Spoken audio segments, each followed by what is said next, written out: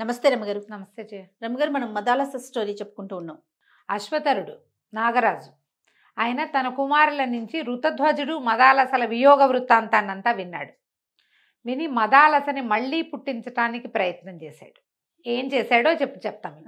చనిపోయిన అమ్మాయిని మళ్ళా పుట్టించడానికి ఈయన ఏం చేశాడట, మొదట హిమాలయాల్లో సరస్వతీదేవి కోసం తపస్సు చేశాడు.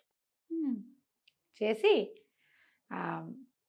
శివుణ్ణి ప్రత్యక్షం చేసుకునేందుకు కావలసిన స్తోత్రాన్ని ఆవిడ దగ్గర నుంచి వరంగా పొందాడు.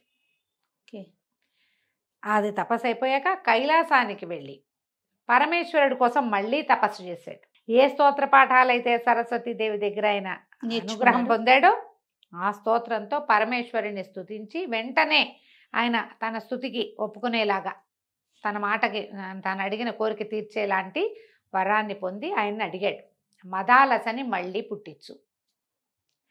ఏ రూపంతో ఏ వయసులో ఏ జ్ఞానంతో చనిపోయిందో అదే వయసు అదే రూపం అదే జ్ఞానంతో పూర్వజన్మ స్మృతితోటి మహాయోగినిగా ఉండేటువంటి ఆలోచన విధానంతో ఆత్మజ్ఞానం కలిగిన స్త్రీగా నాకు పుట్టించు, నాకు కూతురుగా జన్మనిచ్చేందుకు అవకాశాన్ని ఇవ్వు అని అడిగితే పరమేశ్వరుడు తథాస్తు అన్నాడు. తన కొడుకులతోటి సరదాగా కాలక్షేపం చేసే ఋతధ్వజుడికి సంతోషం కలిగించే క్రియ కోసం చేశాడు ఈయన. ఎంత తపస్సు చేశాడు, అద్భుతమైన విషయం. అక్కడి నుంచి ఈ అశ్వధరుడు ఆయన సోదరుడు కంబలుడు ఇద్దరు రాజ్యానికి వచ్చేశారు. వచ్చాక ఆయన ఏం చేశాడు, పాతాళ లోకానికి వెళ్ళి పితృతర్పణం చేసి మధ్యమ పిండం, 3 పిండాలు పెడతారు, మధ్యమ పిండాన్ని భుజించాడట. ఆయన 5 తలలవాడు. ఆయన మధ్య శిరస్సులోంచి వచ్చినటువంటి మధ్యమ ఫణంలోంచి వచ్చిన ఒక నిట్టూర్పు ద్వారా మదాలస బయటపడింది. ఏ రూపంతో చనిపోయిందో, ఏ తెలివితో ఏ తెలివిడితో చనిపోయిందో అదే స్వరూపంతో ఆమెను పుట్టించాడు అతను. పరమేశ్వరుని అనుగ్రహం వల్ల ఆమెను సేవించి, అమ్మా నీ భర్తతో నేను కలుపుతాను, నువ్వు ఇక్కడ రహస్యంగా ఉండు, నువ్వు ఉన్నట్టు ఎవరికీ తెలియదని ఒక మందిరంలో ప్రవేశపెట్టాడు. గోళంతమంది సఖీ జనాన్ని ఏర్పరిచాడు.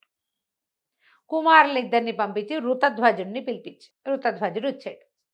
వస్తే చక్కగా ఆయన్ని సేవించాడు. ఆయనకు నమస్కారం చేసి అనేక ఆశీర్వచనాలు ఇచ్చాడు. భోజనానికి కూర్చోబెట్టారు.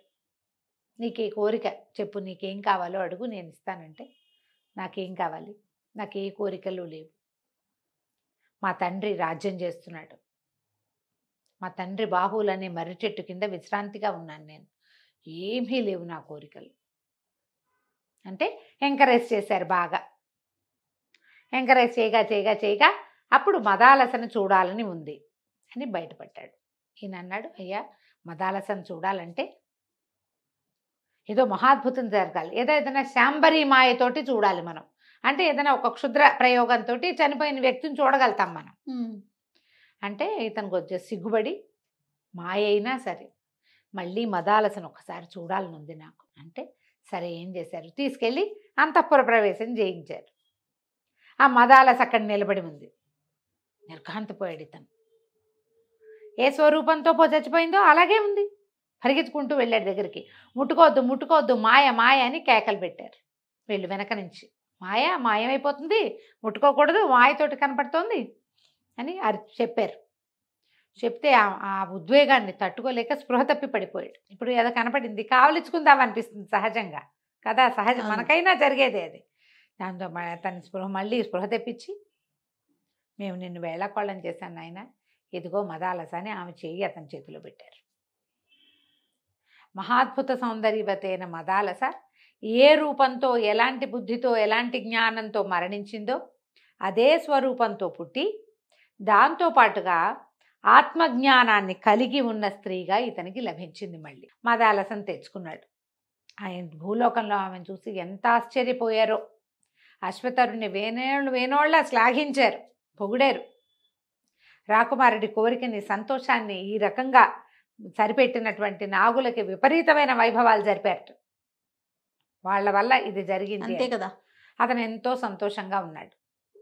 శత్రుజిత్తు గారు రాజ్యాన్ని విడిచి కుమారుణ్ణి రాజుని చేశాడు. చాలా కాలం మదాలసతో సంతోషంగా ఉన్నాడు ఋతధ్వజుడు. అయితే ఏమైంది, కొంతకాలానికి మదాలస గర్భవతి అయింది. ఆమెకొక కుమారుడు కలిగాడు. అయితే రాజుగారు విక్రాంతుడు అని పేరు పెట్టాడు పిల్లవాడికి. నవ్విందిట ఆవిడ, మదాలస నవ్వింది. అక్కడి నుంచి పిల్లవాడిని ఆత్మజ్ఞానంతో ఉయ్యాలుడు చెప్పేది ఎంతసేపు, నువ్వు వ్యాపివి, ఎక్కడైనా ఉంటావు. ఇవాళ ఈ రూపంలో ఉన్నావు, రేపు ఇంకో రూపంలో ఉంటావు. అలాంటి జోలపాటలే పాడేది. ఎవరివాడు ఈ జీవుడు, ఎవరికి ఏమవును ఈ జీవుడు లాంటి ఉయ్యాల పాటలు పాడేది. మెల్లిగా పెరుగుతుంటే పిల్లవాడికి తెలుస్తోంది, ఇది నేను కాదు, ఇది నాది కాదు, రేపు నేను ఇక్కడ ఉండను. అలాంటి జ్ఞానం ఆమెకి, ఏ ఆత్మజ్ఞానం ఉందో పిల్లవాడికి అది అలవడింది. వాడికి ఇహ మీద ఏ ఆసక్తి లేకుండా అయ్యాడు. ఇంకొంతకాలానికి రెండోసారి కూడా కుమారుడే కలిగాడు. వీడికి సుబాహు అని పేరు పెట్టాడు రాజు. అప్పుడు కూడా నవ్వింది మదాలస. వాడికి కూడా ఆత్మజ్ఞాన బోధ చేసింది. వాడు సంసారం మీద ఆసక్తి లేకుండా అయిపోయాడు. మూడోసారి మళ్ళీ కుమారుడు కలిగాడు. వీడికి అరిమర్దనుడు అని పేరు పెట్టారు. రాజుగారు పెట్టుకుంటున్నాడు పేర్లు. వీడు మళ్ళీ నవ్వింది. మళ్ళా వీడికి కూడా ఆత్మజ్ఞాన బోధే చేసింది. నాలుగోసారి మళ్ళీ కుమారుడు కలిగినప్పుడు రాజు అన్నాడు, నేను ఏ పేరు పెట్టినా నవ్వుతావు, వాళ్ళని సంసారానికి పనికి రాకుండా చేస్తున్నావు, వీడికి నువ్వే పెట్టు పేరు. వీడినైనా ఈ సంసారానికి సరిపడా చదువు ఏదన్నా చెప్పు పిల్లవాడికి, ఈ ఆత్మజ్ఞానాన్ని పక్కకు పెట్టేవాడు రాజు అవ్వాలి అని గట్టిగా చెప్పాడు. చెప్తే ఆవిడ నవ్వి ఏం చెప్పింది, నువ్వు పేరు పెట్టిన పేర్లే అసంబద్ధమైనవి. విక్రాంతుడు అంటావు, సుబాహు అంటావు, అరిమర్దనుడు అంటావు. జీవుడు శాశ్వతమైన వాడు. వాడు ఇవాళ ఈ శరీరంలో ఉంటాడు, రేపు ఇంకో శరీరంలో ఈ చొక్కా విప్పి ఇంకో చొక్కా వేసుకుంటాడు. వాడు అదేదో అయిపోవాలని చేయకూడదు. సరే వీడికి పేరు పెడతాని అలర్కుడు అని పేరు పెట్టింది. రాజుకు పిచ్చి కోపం వచ్చింది. అలర్కుడు ఒక పేరా? అలర్కుడు, అలర్క శబ్దానికి కరెక్ట్ అర్థం పిచ్చి కుక్కని, వెర్రి కుక్క. ఇట్లాంటి పేరు పెడతావా నా కొడుకు అన్నాడు. అంతే, ఆత్మజ్ఞానం లేనివాడు వెర్రి కుక్క కాకపోతే ఏముంది? వీడికి జ్ఞానం లేదు, జ్ఞానశూన్యుడు. మనం ఎక్కడి నుంచి వచ్చాము, ఎక్కడికి వెళ్తాం, ఏమవుతాం, మనం ఏమిటి అనేది తెలియని వాడు వెర్రి కుక్కతో సమానం. అందుకే అలర్కుడు పేరు పెట్టాను. వీడికి ఆత్మజ్ఞాన బోధ ఆమె చేయలే. అలర్కుడు చక్కగా మామూలు రాజకుమారుల్లాగా పెరిగాడు. ఈమె ముందు పుట్టిన కుమారులు ముగ్గురు, విక్రాంతుడు, సుబాహువు, అరిమర్దనుడు సర్వసంగ పరిత్యాగులే బయటికి వెళ్ళిపోయారు. వాళ్ళు ఇక్కడ లేరు. ఓహో. ఈ అలర్కుడే యువరాజుగా ఉన్నాడు. సరే అట్లాగే వదిలేసింది. ఇతనికి ఈ అబ్బాయికి ఆత్మజ్ఞానం చెప్పే ఏ ప్రయత్నమూ ఆవిడ చేయలే. మామూలు రాకుమారుడిగా పెరిగాడు. ఆడుకునేవాడు, తినేవాడు, కొట్టేవాడు, తన్నేవాడు, ఏవో విద్యలు నేర్చుకునేవాడు. మామూలు రకరకాల పిల్లలందరికీ ఉండే సహజమైన క్రియలతోటి పెరిగాడు. ముందు పిల్లలు అట్లా పెరగల, వాళ్ళకి సహజ క్రియలు లేవు. వాళ్ళు కొంచెం పెద్దవాళ్ళుగా ప్రవర్తించేవాళ్ళు. అంటే ఏమనాలి, లోపల ఆత్మబోధ ఉన్నది వాళ్ళకి. తండ్రి తల్లి ఎట్లా బోధించింది కదా, వీడికి బోధ లేదు. సరే కొంతకాలం పెరిగాక అలర్కుణ్ణి రాజుని చేసి ఋతధ్వజుడు మదాలస్తో సహా అడవికి వెళ్ళిపోయాడు. ఆ వెళ్ళేటప్పుడు ఈవిడ ఏం చేసిందంటే, నాయన అసహాయ స్థితిలో ఉన్నప్పుడు, ఏం చేయాలో తెలియనప్పుడు ఇది చూడు నువ్వు అని చెప్పేసి ఒక సూక్ష్మంగా అక్షరాలు రాయబడిన ఒక ఉంగరాన్ని కుమారుడి చేతిలో పెట్టింది. వేలికి ఉంగరం పెట్టి వెళ్ళిపోయారు. ఈ అలర్కుడు బ్రహ్మాండంగా ఉన్నాడు. ఇక వీడికి పెద్ద రాజ్యకాంక్ష అలర్కుడికి ఏమిటేమిటో చేసేసేయాలని. ఎప్పటికీ అతనికి ఆత్మజ్ఞానం అలవడలేదు. ఇక ఇట్లా జరిగేసరికల్లా ఏమైంది, ఇతనికి ముందు ముగ్గురు అన్నయ్యలు ఉన్నారు కదా. ఎవరెవరున్నారు? విక్రాంతుడు, సుబాహువు, అరిమర్దనుడు. ఇందులో సుబాహు అన్నవాడు ఏం చేశాడంటే, సుబాహు అన్నాడు కాశీరాజు దగ్గరికి వెళ్ళాడు. ఈ తన తమ్ముడు ఇట్లా ఆ జ్ఞానిగా లేకుండా కేవలము ఈ ప్రాకృతమైన వ్యవహారాల కోసమే, మెటీరియలిస్టిక్ థింగ్స్ కోసమే ప్రయత్నం చేస్తున్నాడు. ఒక రాజుగా ఎలా ఉండాలో అంటే మనిషిగా ప్రవర్తిస్తున్నాడు, కానీ మదాలస గర్భ సంభూతుడైన వాడు చేయవలసింది కాదు ఇది. ఆవిడ వీళ్ళు పుట్టేనాటికే ఆత్మజ్ఞానం కలిగి ఉంది. మేము ముగ్గురం ఒకలా ఉంటే వీడు ఇంకోలా ఉన్నాడు. కొంతకాలం ఉండి కొన్నాళ్ళకైనా వదిలిపెట్టేయాలి, సంఘం వదిలిపెట్టాలి. సర్వసంగ పరిత్యాగులు కాకపోయినా సంఘత్యాగిగా అయినా ఉండాలి. వీడికి సంఘం పోవడం లేదు. అందుకని ఏం చేశాడు, కాశీరాజు దగ్గరికి వెళ్ళి, మా రాజ్యం 4 వాటాలు కదా, మా తమ్ముడు మా వాటా కొట్టేశాడు, మొత్తం అంతా వాడే రాజ్యం చేసుకుంటున్నాడు, కాబట్టి నా వాటాని నాకు ఇప్పించవలసిందే అని కాశీరాజుని ఒక ఇరుకున పెట్టి అడిగాడు. కాశీరాజు ఏం చేశాడు, అలర్కుడి మీద యుద్ధానికి వచ్చాడు. వాటా ఇప్పించడానికి సహాయం అట్లా చేసి వాళ్ళు అప్పట్లో అదే మీకోసం మేమెందుకు చావాలి అది అలా అనేవాళ్ళు కాదు. వచ్చారు. సహాయం కోరి వెళ్తే సహాయం చేసేవారు. చేసేవాళ్ళు. బోలెడు యుద్ధం జరిగింది. అలర్కుడిని వాయి తీసి వదిలిపెట్టారు వాళ్ళు. మామూలుగా జరగల. ఏం చేయాలో తెలియలా. పొగరు కాస్త అణిగింది. అణిగింది. జీవితం పట్ల భయం వచ్చింది. తను ఏదో చేయకూడని పని చేస్తున్నట్టు తెలుస్తోంది, అదేమిటో తెలియటల్లా. అప్పుడు ఈ ఉంగరం చూసి గుర్తు చేసుకున్నాడు, అమ్మ ఏదో చెప్పిందని. ఆ ఉంగరంలో ఉన్న అక్షరాలను ఒక గ్లాసు ఇది తెప్పించి పెద్దవిగా కనపడేటట్టుగా అందులో చదువుకున్నాడు. చదివితే ఆత్మజ్ఞాని కావాలని ప్రతివాడు సంఘాన్ని వదిలిపెట్టాలని రాసింది. అప్పుడు ఇతనికి కొంత బోధ కలిగి ఇలా ఎందుకు జరిగిందోనని ఆలోచించి దత్తాత్రేయుల వారిని ఆశ్రయించాడు. ఆశ్రయిస్తే ఆయన ఇతనికి జ్ఞానబోధ చేశారు. ప్రతి వాళ్ళని సర్వసంగ పరిత్యాగులైపోమని కాదు మదాలస కథకు అర్థం. ఇప్పుడు అది లేనిదే కుదరదన్న ధోరణి మానేయాలి. అది నాదేనన్న ఆలోచన తగ్గించుకోవాలి. నువ్వు కర్మలు చేయాలి కానీ దాని ఫలితం కోసం చూడకూడదు. అంతే కదా.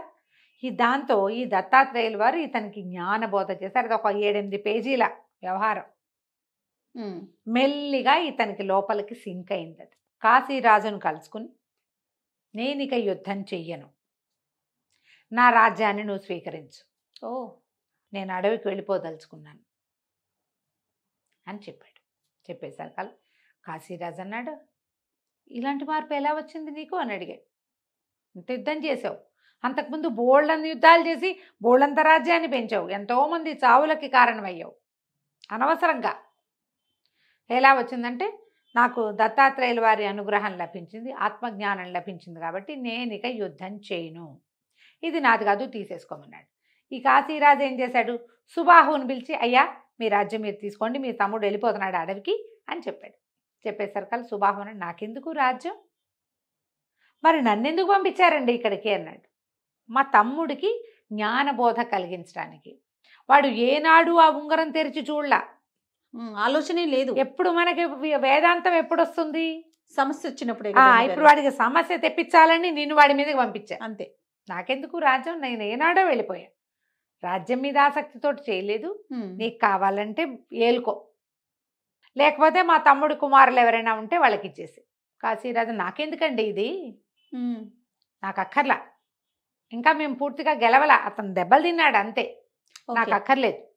ఇప్పుడు మీరు సొంత రాజ్యపు ఓనరేమో ఇచ్చేస్తాడా, హక్కుదారుడేమో నాకెందుకంటాడా, నాకు మాత్రం ఎందుకు, నాకేం హక్కు ఉంది, మీ తండ్రి సంపాదించిన రాజ్యం, మీ తమ్ముడు పెంచిన రాజ్యం, ఇది మీ తాతలది, నేనెందుకు తీసుకుంటా, నాకు అక్కర్లేదని వెళ్ళిపోయాడు. ఆయన కూడా జ్ఞానం చూడండి, ఆయన కూడా జ్ఞానం వచ్చింది. ఎందుకంటే దత్తాత్రేయుల వారి బోధ విన్నాడు, అలర్కుడి బోధ విన్నాడు, ఈ సుబాహు బోధ విన్నాడు. కాశీరాజు వెళ్ళిపోయాడు వెనక్కి. అప్పుడు అలర్కుడు తన కుమారుడికి పట్టాభిషేకం చేసి అడవికి వెళ్ళిపోయాడు. ఇది మదాలస వృత్తాంతం.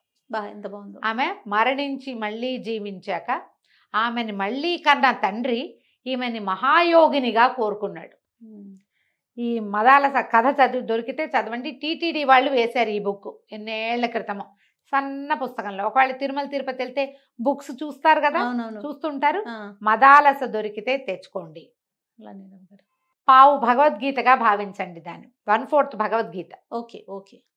మదాలస తన కొడుకులకి ఏం పాట పాడిందో, అవి కూడా ఏం చెప్పిందో అందులో ఉంది. ఒకటి దత్తాత్రేయుల వారు అలర్కుడికి ఏం బోధించారో కూడా వివరంగా ఉంటుంది. నేను బ్రీఫ్గా కథే చెప్పా, చక్కగా చదవండి. పిల్లలకి నేర్పించాలి అని మాత్రం అనుకోవద్దండి, పిల్లలకి కాదు, మనకి ముందు మనకు అర్థమయ్యేలాగా చదువుకుంటే చాలా విశేషమైన కథ. తప్పకుండా చదవండి. తప్పకుండా రమ్మగారు. నమస్తే. నమస్తే జయ.